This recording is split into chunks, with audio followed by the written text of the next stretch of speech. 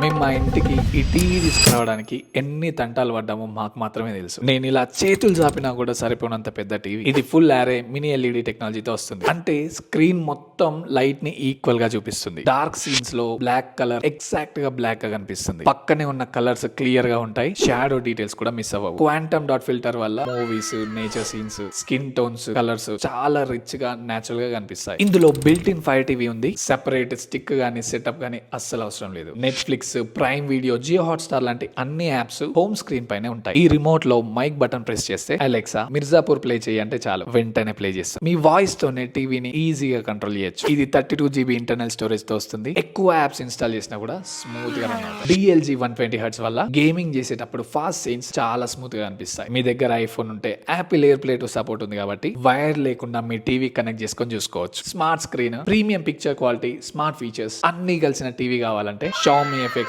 mini LED TV